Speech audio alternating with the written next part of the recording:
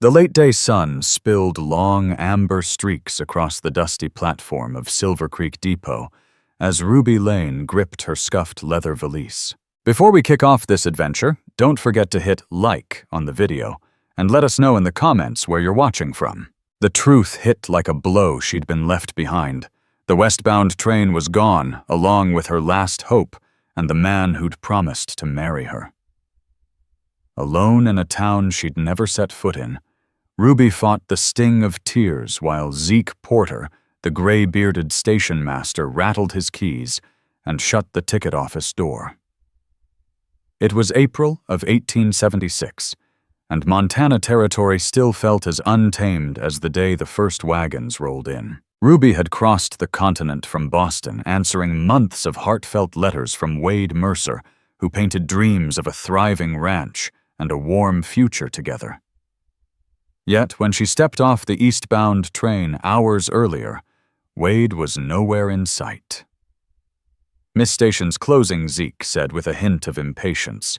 "Town's up the road if you need a bed." Ruby nodded numbly.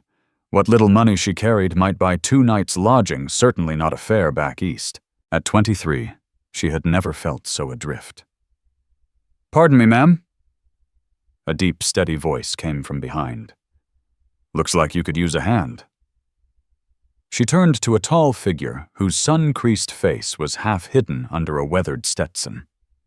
Trail-stained clothes and spurred boots marked him as a cowboy, but the calm way he stood told of a man used to sizing up trouble before it struck. "I'm fine." "Thank you," Ruby said automatically, though her trembling voice betrayed her. "No offense, but you don't look fine." The corners of his blue eyes crinkled kindly. "Name's Gage Hollis. I run a ranch about 20 miles west."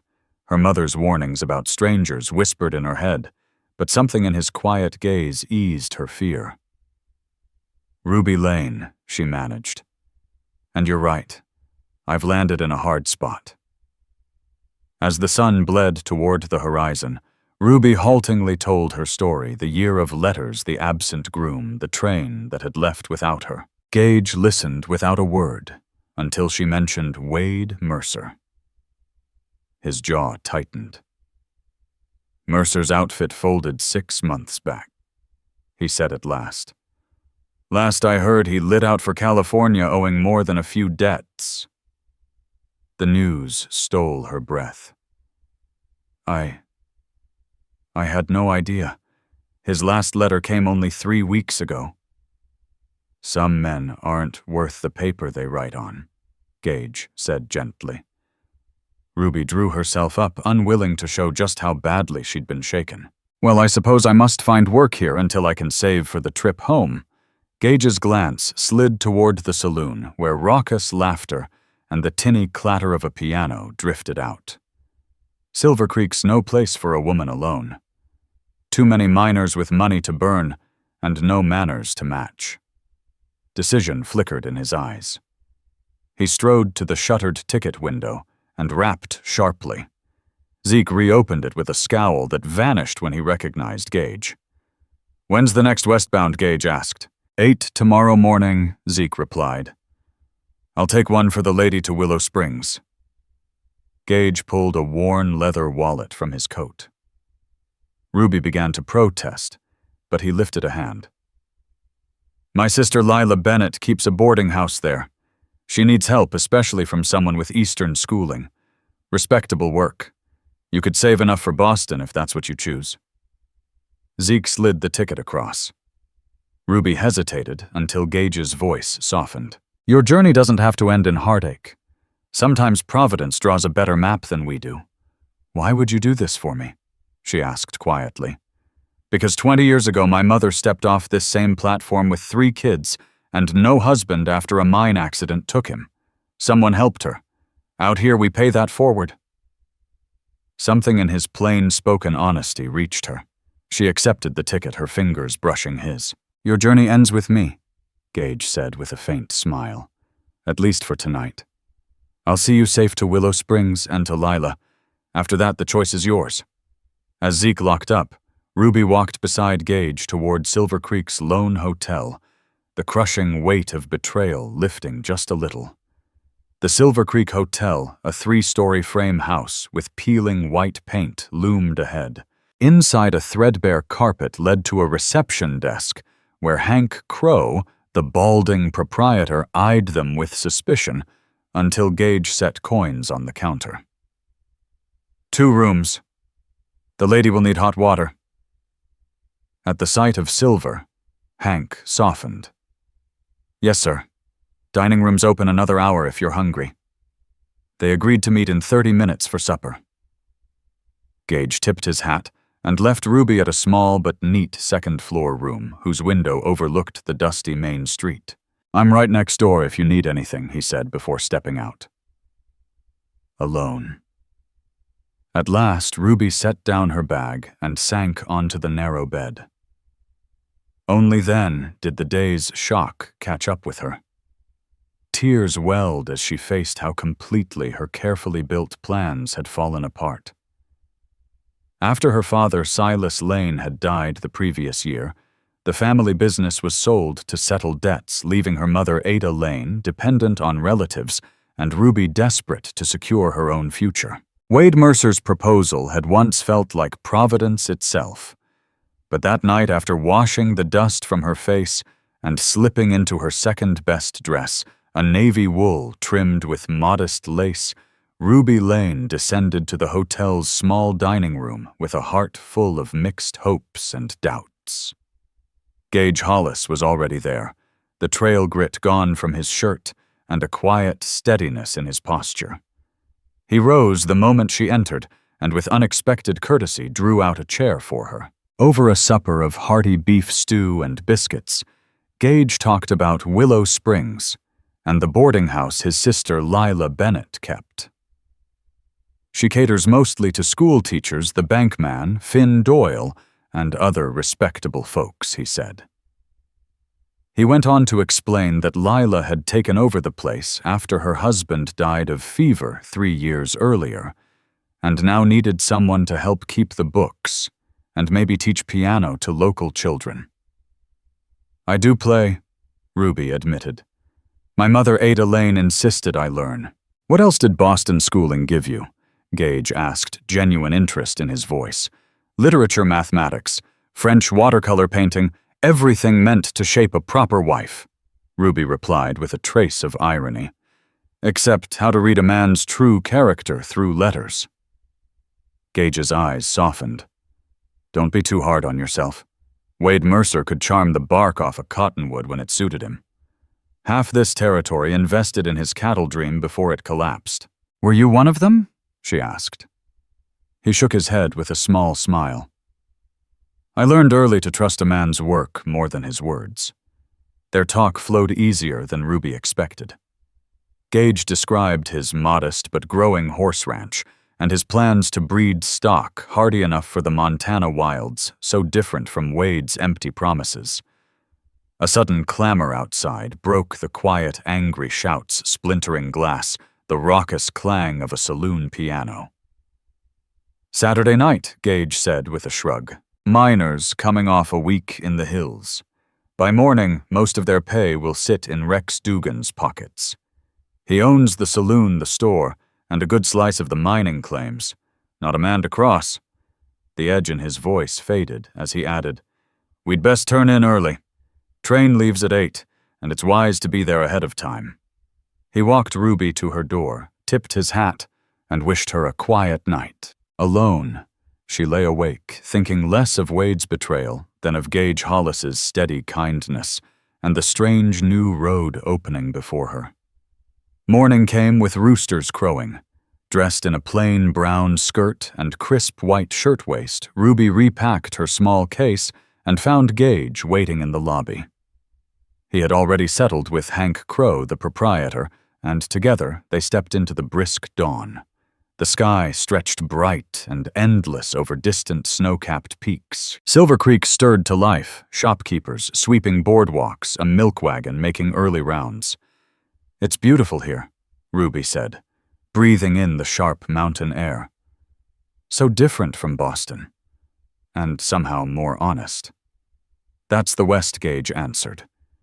It doesn't pretend to be anything it isn't hard at times, but straight as a fence line. At the depot, a handful of passengers waited for the westbound train. Gage bought 2 steaming coffees from a cart and handed one to her.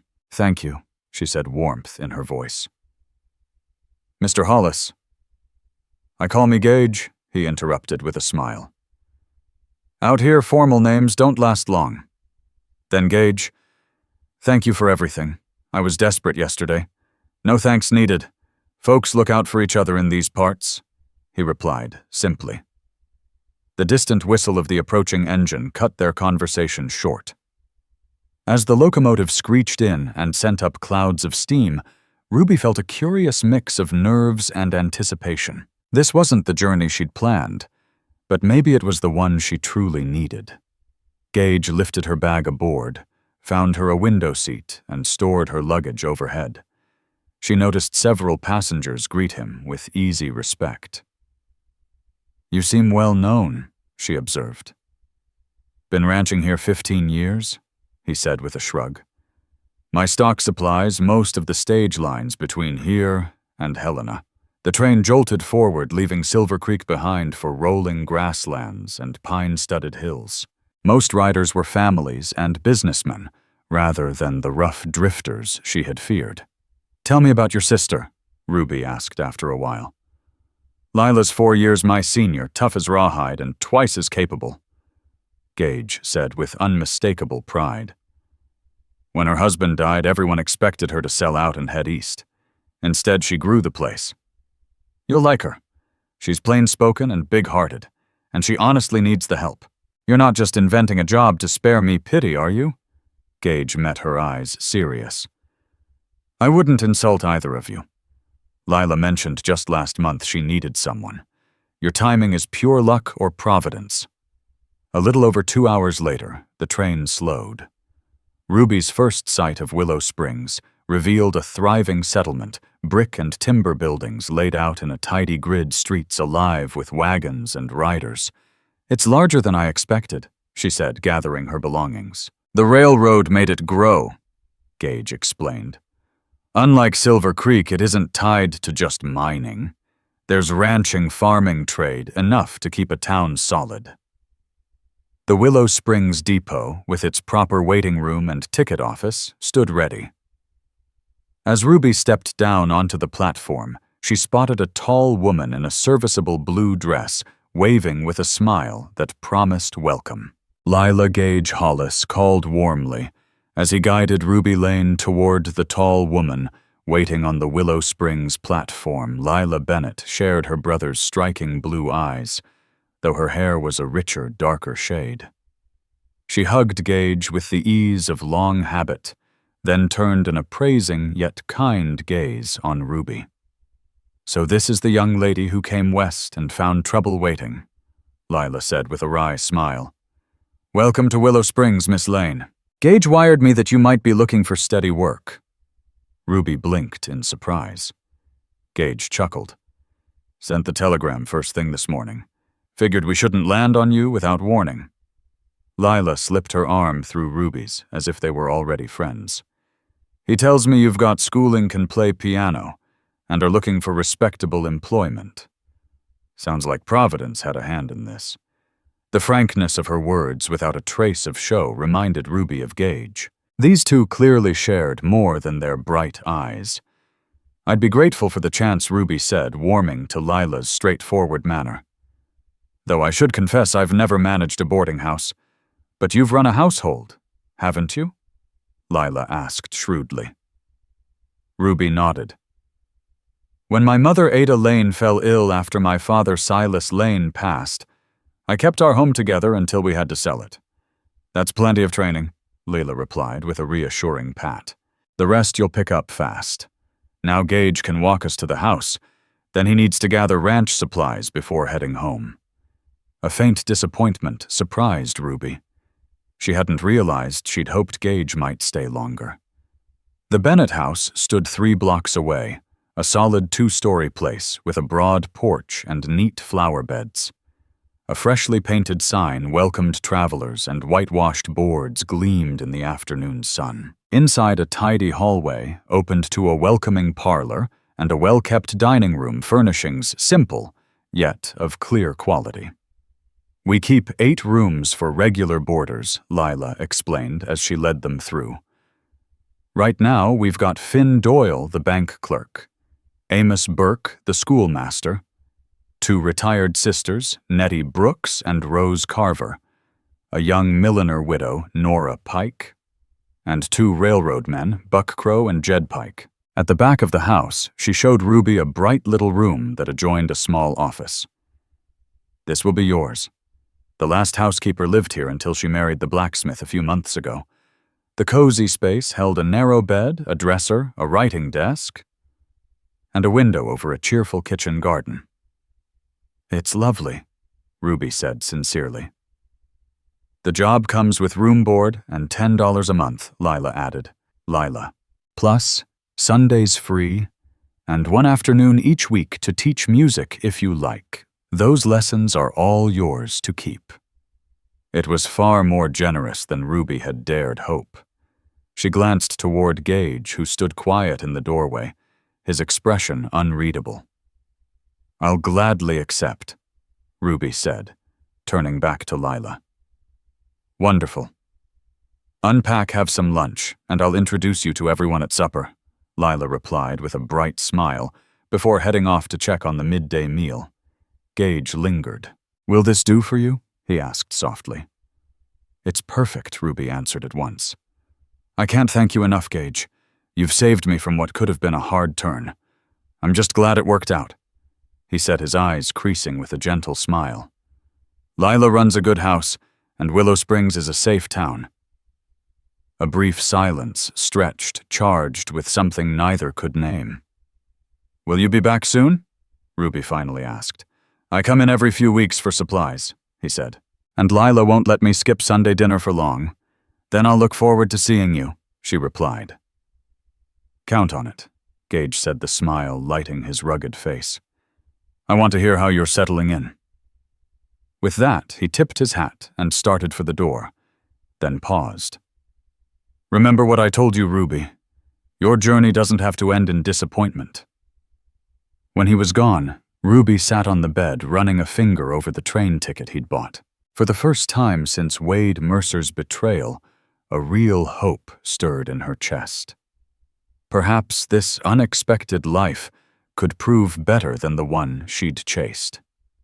The weeks that followed swept by in a blur of fresh faces and steady work. Ruby found that her Boston upbringing had equipped her well for managing accounts, planning meals, and keeping the Bennett house as spotless and orderly as Lila's reputation required. The boarders welcomed her in their own ways. Finn Doyle remained formal but courteous. Amos Burke sparked lively talks on literature. Nettie Brooks fussed over her like a fond aunt. And Nora Pike, the young widow, quickly became a trusted friend. Within a month, Ruby had gathered 4 eager piano students from Willow Springs' well-to-do families, tucking away every dollar she earned. Though she told herself the savings were for a possible return to Boston, her heart felt increasingly at home. Lila proved more than an employer. She became mentor and confidant. Most evenings after the dinner plates were washed and stacked, the 2 women lingered in the kitchen over cups of tea, swapping stories of homestead life and Lila's own years as a frontier bride. "You know," Lila remarked one mild May evening, "you've taken to this better than anyone could have guessed, especially for someone who first came west expecting to be a rancher's wife." Ruby Lane looked up from folding linens in her room as Lila Bennett spoke with gentle frankness. "Not much slips past?" "My brother," Lila said. "He wanted me to know your story from the start." Ruby flushed. "It was reckless of me," she admitted. "Traveling so far to marry a man I'd never met." "Not reckless," Lila corrected kindly. "Brave and hopeful. Those aren't failings, even if this venture took a wrong turn.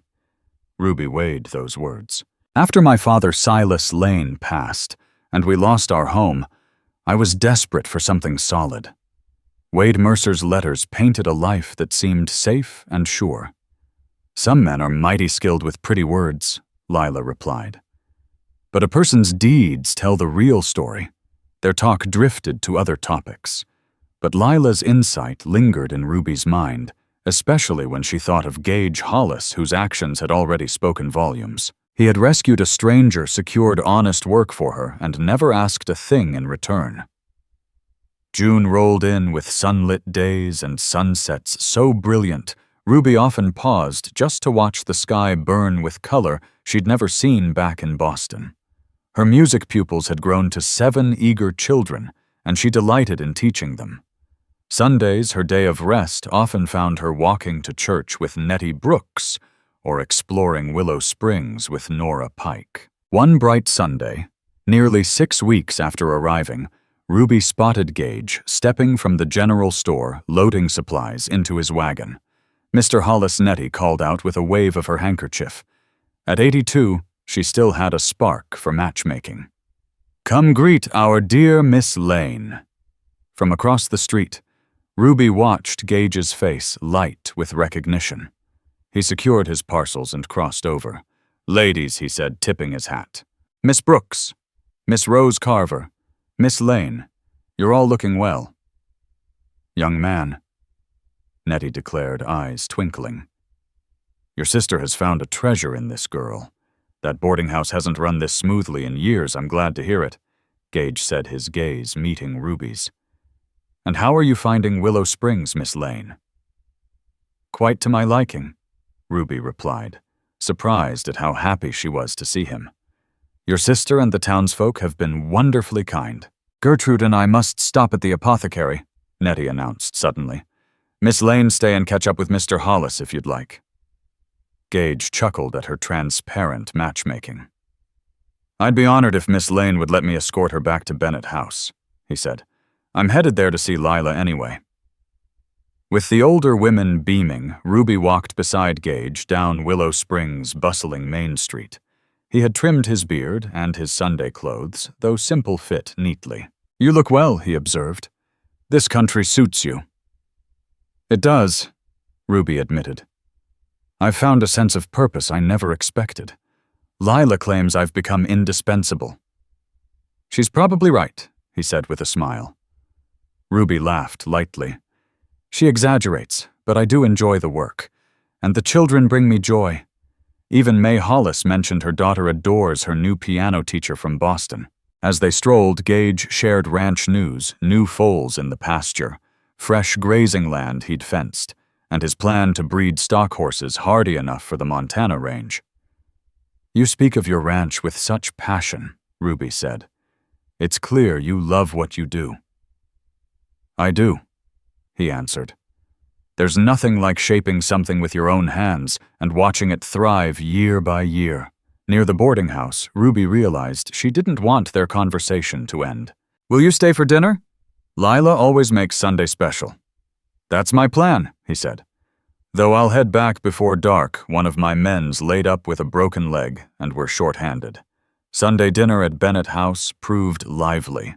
Boarders filled the big table savoring Lila's roast chicken, while laughter and talk about town politics and the coming railroad expansion flowed freely.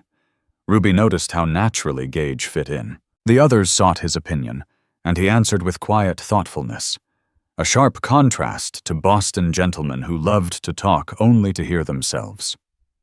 After the meal, when the others moved to the parlor for coffee, Gage stayed behind to help clear dishes. To Ruby it seemed natural, though back east such a sight would have raised eyebrows. "You've impressed everyone," Lila teased as they worked. "Nettie asked yesterday when you'd be back." "Did she now?"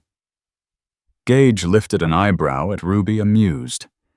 "And what did you tell her? That you're a busy rancher with little time for social calls," Lila replied, "but that you never skip a visit with your favorite sister." "My only sister," he said with a grin. Their easy banter made Ruby smile, though it stirred a pang of homesickness. Her mother's latest letter was warm, but carried quiet concern. Ruby still hadn't explained how she'd ended up in Willow Springs instead of marrying Wade Mercer. When Gage rose to leave, Ruby walked him to the front porch. The June evening was soft fireflies flickering in the dusk. "Thank you for dinner," Gage said, holding his hat. "And for the good talk. Out at the ranch, it's mostly horses and cattle, not literature or music." "You're always welcome here," Ruby replied, then added softly, "I'm glad we had today." Something gentle shifted in his eyes. "I'm planning to ride in for the 4th of July celebration next month," he said. "They put on a fine show. Fireworks, dancing, the works. The town council's planning quite a spectacle." "Fireworks, music, dancing, the whole works," Gage Hollis said, as they lingered on the Bennett house porch. "It sounds wonderful," Ruby Lane replied, her eyes bright with interest. Gage hesitated a beat, then spoke with quiet purpose. "Would you do me the honor of attending the dance with me as my guest?" The question sent a pleasant flutter through Ruby. She'd sensed something taking root between them, but hearing the words out loud was different. "I'd be delighted," she said, warmth rising in her chest. Gage's slow smile deepened. "Then I'll look forward to it." He settled his hat with a touch of the brim. "Until July, Miss Lane." As she watched him ride away, Ruby realized that for the first time since setting foot in Montana, she was looking toward the future with eager anticipation rather than unease. The weeks leading to Independence Day turned Willow Springs lively and festive. To honor the nation's centennial, the council planned a day of parades, music, and a grand evening dance in the brand new town hall. Ruby found herself swept up in the preparations. With Lila Bennett's encouragement, she spent a bit of her savings on sky blue cotton trimmed in white. Nora Pike helped her stitch a gown that struck just the right note of frontier fashion and celebration. "Gage won't be able to take his eyes off you," Lila teased, as Ruby tried on the half-finished dress. "That color sets off your complexion perfectly." Ruby blushed. "Your brother has only shown kindness to a stranger. My brother Lila said knowingly has ridden into town 3 times since you arrived, more than he usually manages in half a year. And each time he's found a reason to drop by." Indeed, Gage had stopped in twice since their Sunday supper, once to arrange lodging for a visiting business associate, and again to bring a piano instruction book he'd picked up in Helena. Each visit deepened Ruby's respect for his quiet strength and thoughtful conversation. Unlike Wade Mercer's florid letters, Gage's words carried weight because he spoke them sparingly and with meaning. On the morning of July 4th, 1876, Willow Springs woke to the pop of firecrackers and the excited laughter of children. Flags rippled from every porch, and red, white, and blue bunting draped the entrance to the town hall. At the Bennett house, breakfast was served early for boarders eager to see the 10 o'clock parade. Ruby had risen before dawn to help Lila prepare the special meal, but her mind kept straying to when Gage might appear. He arrived just as breakfast ended, dressed more smartly than she'd ever seen him. Dark coat over a crisp white shirt, boots freshly polished, hair neatly trimmed. "Miss Lane," he greeted warmly. "Hope I'm not too early." "Not at all," Ruby said, suddenly conscious of her plain apron. "Give me a few minutes to change." "Take your time," Gage said, settling into easy conversation with Finn Doyle and the other boarders. "The parade won't start for an hour yet." Upstairs, Ruby slipped into the new blue dress with trembling fingers. She arranged her honey-brown hair in soft curls and dabbed on a touch of rose water, a small luxury from Boston. When she descended, the parlor went briefly silent. Gage stood at once, and the admiration in his eyes made every careful stitch worth it. "You look beautiful," he said simply. The day unfolded like a series of vivid paintings she would never forget.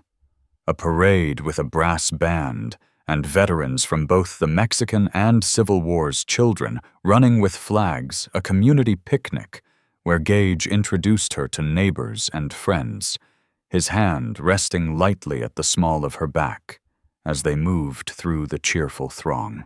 Throughout the afternoon, Ruby sensed something deepening between them, a quiet understanding that felt both new and destined. Gage was attentive without crowding her, considerate without condescension. When she paused at the horse auction, he explained bloodlines and breeding with patient clarity. As evening approached, they returned briefly to the boarding house so Ruby could freshen up for the dance. In the parlor, Gage exchanged a few quiet words with Lila, while Ruby changed her shoes and draped a light shawl around her shoulders. "Your sister seems pleased about tonight," Ruby observed as they strolled toward the lantern-lit town hall. "Lila approves of you," Gage corrected gently. "She says you're the best thing to happen to Bennett House in years." "And what do you think Mr. Hollis?" Ruby asked, surprising herself with her boldness. Gage stopped in the glow of sunset and turned to her, his expression steady and open. "I think you're the best thing to happen to Willow Springs, and to me, in a very long time." Before Ruby could answer, the first fireworks burst across the darkening sky, drawing delighted gasps from the crowd. Gage offered his arm. "Come on, let's find the best view."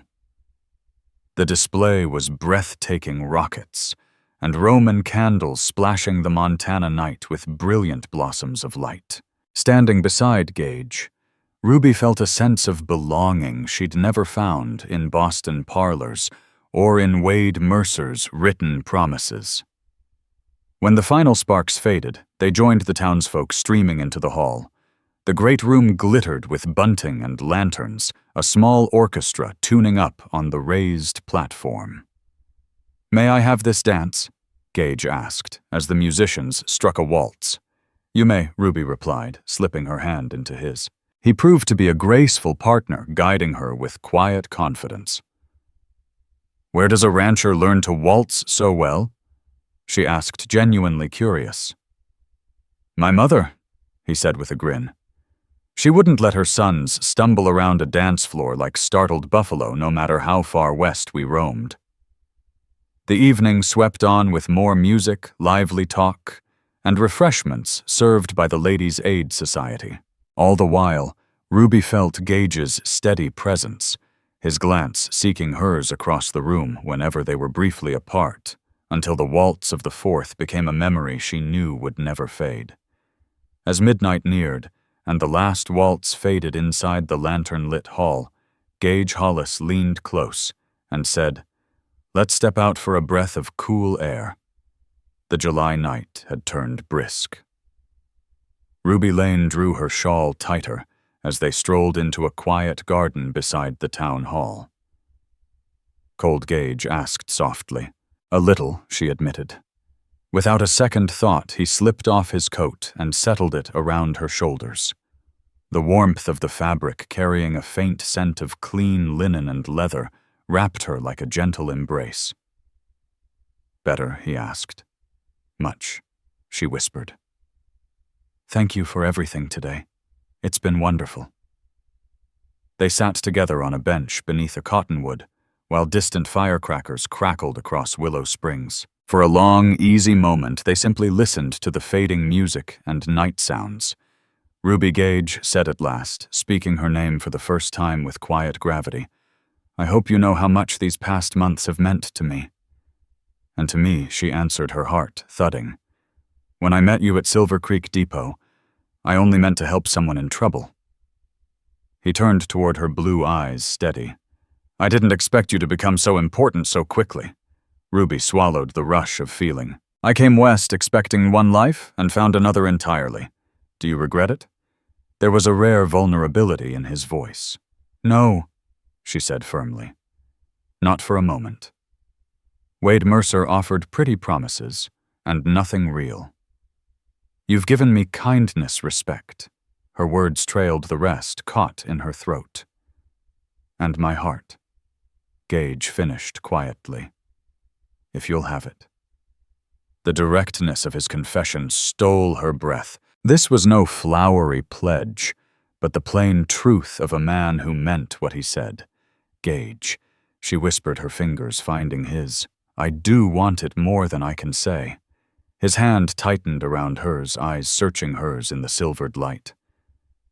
May I kiss you, Ruby? Her only answer was to lean closer. His lips met hers in a tender, certain kiss that promised a future neither had dared imagine. Your journey ends with me, Gage murmured, echoing his words from their first meeting.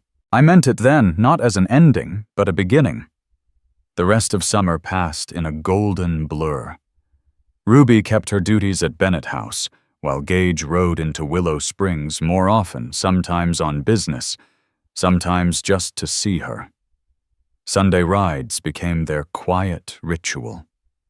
He taught her to guide a gentle mare he kept stabled in town, and those long afternoons gave them moments away from the kindly but curious boarders. One soft day in late August, they stopped at a meadow overlooking a winding creek, the grasslands glowing like burnished gold. As their horses grazed nearby, they shared a picnic Lila Bennett had packed apple tarts Ruby loved. I had a letter from my mother, Ada Lane, yesterday, Ruby said as they finished dessert. She's beginning to understand why I've chosen to stay. And why is that? Gage asked, eyes warm with affection. I told her I've found purpose here, and happiness. Ruby hesitated, then added softly, and love. Gage took her hand, his face suddenly intent. There's something I want to show you if you're willing to ride a little farther. Intrigued, Ruby agreed. They packed the remains of their meal and followed a ridge trail that opened wide views of the distant hills. After 20 minutes, they topped a rise. Gage drew rein, and Ruby gasped. Below lay a sheltered valley, a clear stream cutting through lush pasture. Near the water stood the timber frame of a new house, strong and well-planned. What is this place? She asked in wonder. My new homestead, he replied. I bought the land last year but only began building this summer.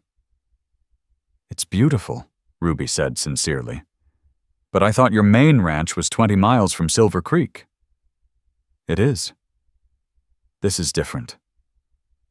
Gage led the way down the gentle slope.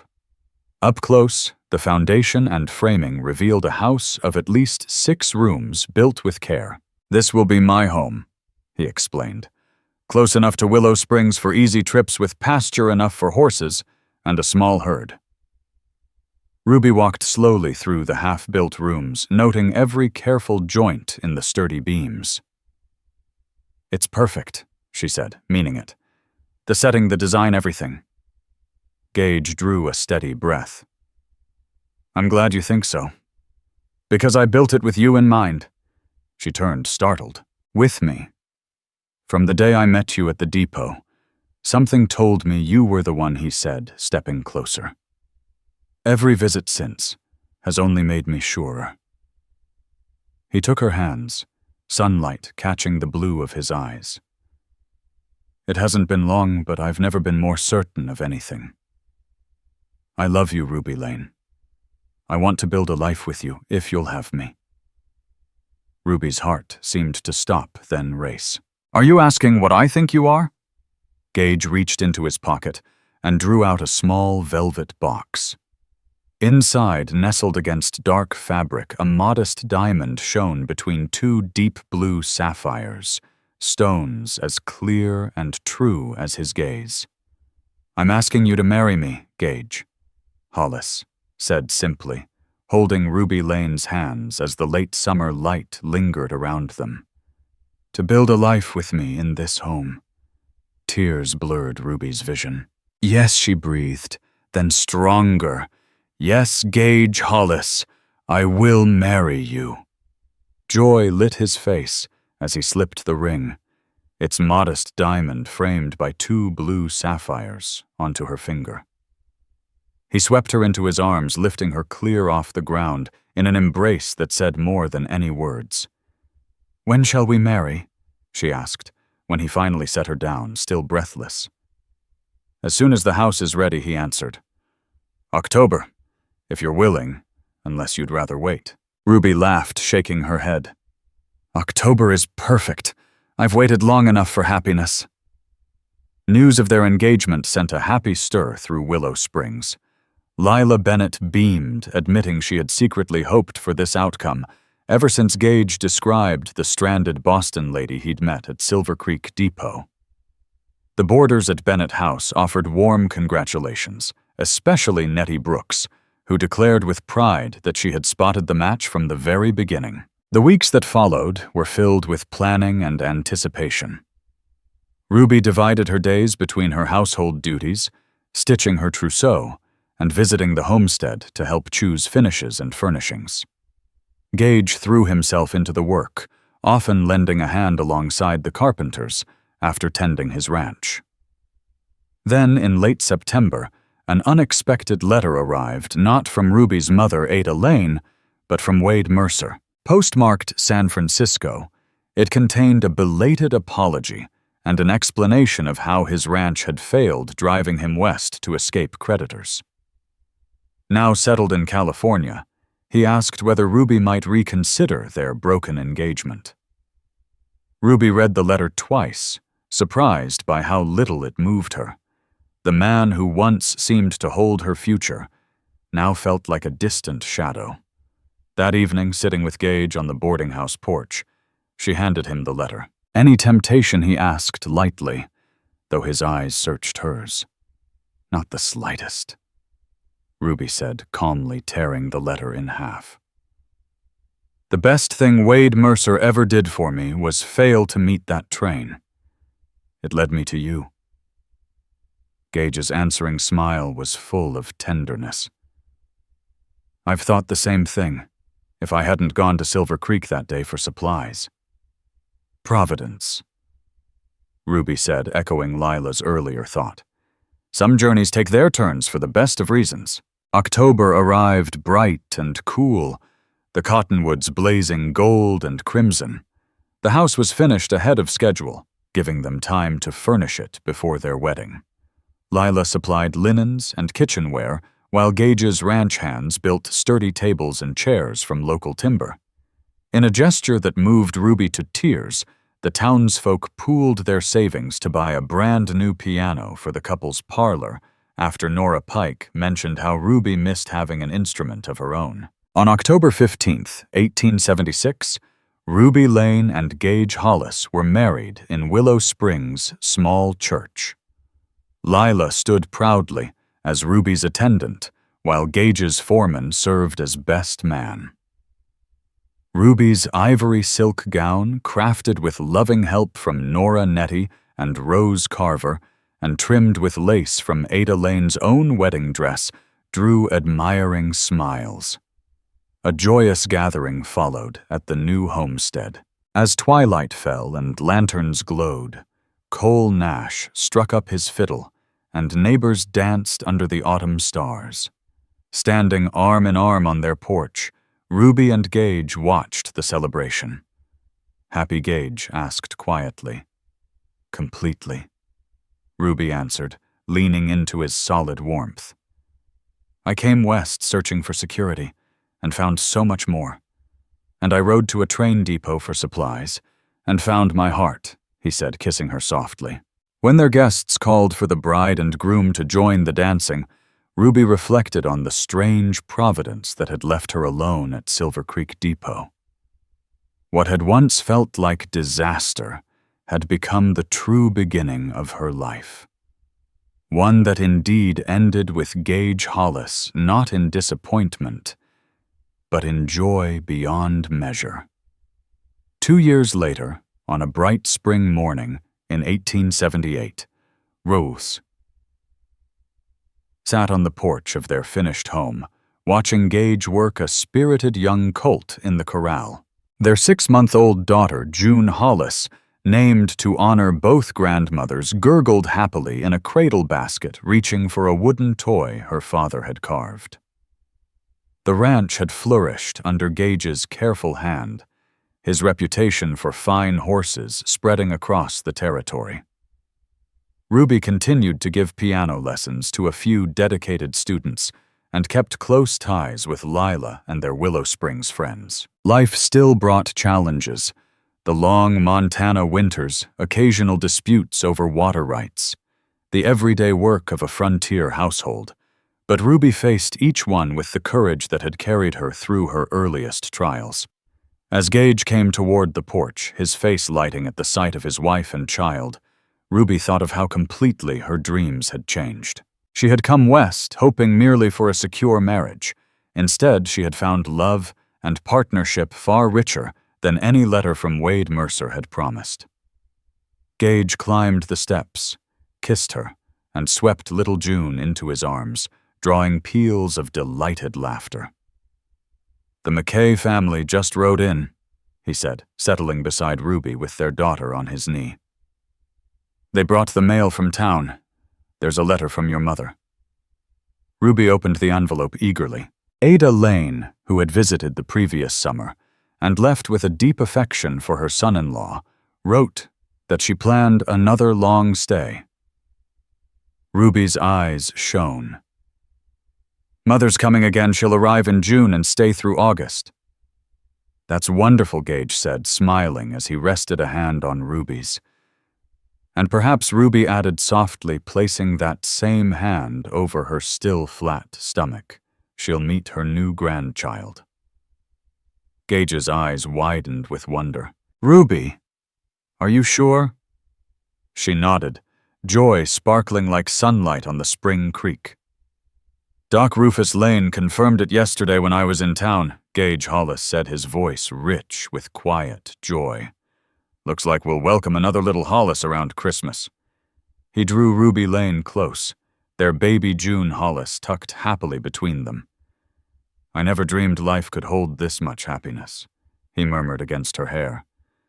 "Nor did I," Ruby replied softly. "When I stood alone at that depot in Silver Creek, watching every plan I had fall apart, I thought my journey was over before it had truly begun." Gage tightened his arms around her. "Your journey ends with me," he repeated the words, no longer just a vow, but a promise lived out day by day.